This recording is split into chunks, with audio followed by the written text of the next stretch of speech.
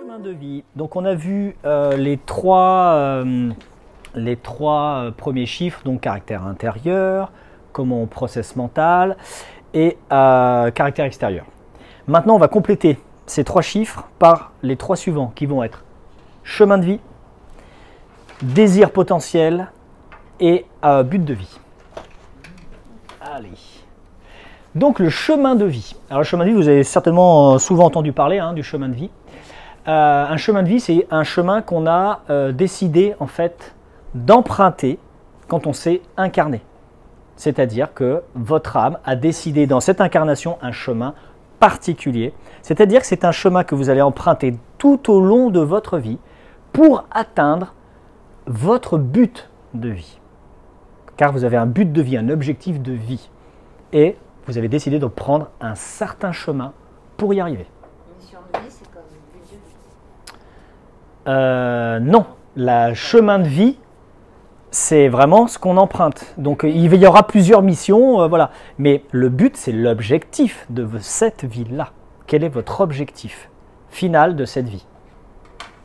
Après, on va voir, ça dépend des cartes. Il y en a qui vont être plutôt, l'objectif, c'est plutôt d'être dans l'intériorité. D'autres qui vont être plutôt, l'objectif, ça va être, au contraire, être extraverti, être dans, je ne sais pas moi, ça dépend vraiment des cartes, quoi. Mais on a vraiment, le but, c'est vraiment, votre objectif à la fin de votre vie, c'est ça. Ça doit être rempli. Par contre, vous décidez aussi d'un chemin, c'est-à-dire quelle énergie vous allez utiliser pour y arriver. Ok ? Alors, le chemin de vie, il se calcule pareil avec la date de naissance. Donc ça, la date de naissance, on l'avait déjà pour les caractères intérieur, extérieur et mental. Donc, on va l'appeler, ça va correspondre à un chiffre. Donc, c'est une carte. Pareil, c'est une arcane qui va être votre chemin de vie. Elle va vous permettre donc d'avoir une vision générale sur l'évolution de votre parcours de vie. Cette arcane permet de savoir d'où on vient et où on va. C'est très intéressant.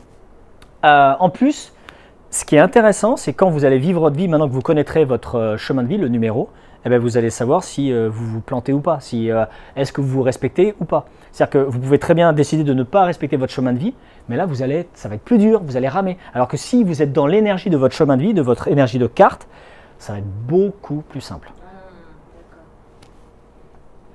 On a toujours notre libre arbitre, ne l'oubliez pas. Et notre libre arbitre peut faire qu'on rame alors qu'il suffisait juste de se laisser aller.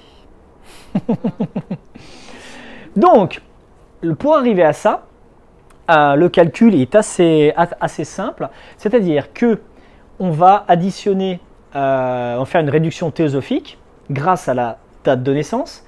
Donc, on additionne les chiffres de la date de naissance. Il faut qu'on arrive entre 1 et 22. Ça ne change pas parce qu'on est donc numérologie du tarot. L'exemple. Je suis né le 3 octobre 1943.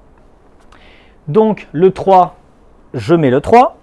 Octobre, c'est 10.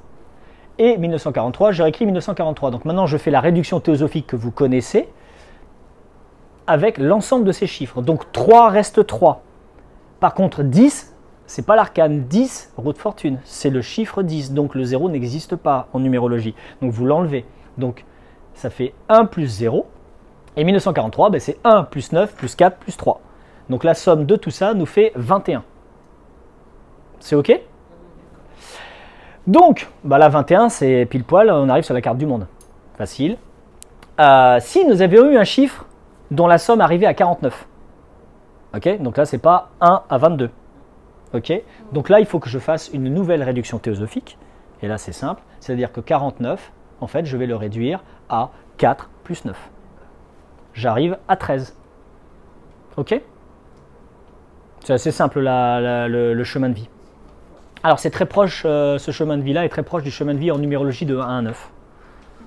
Mais sauf qu'eux, ils ont de 1 à 9. Nous, on a de 1 à 22. Donc, on a beaucoup plus de possibilités et d'échantillons possibles.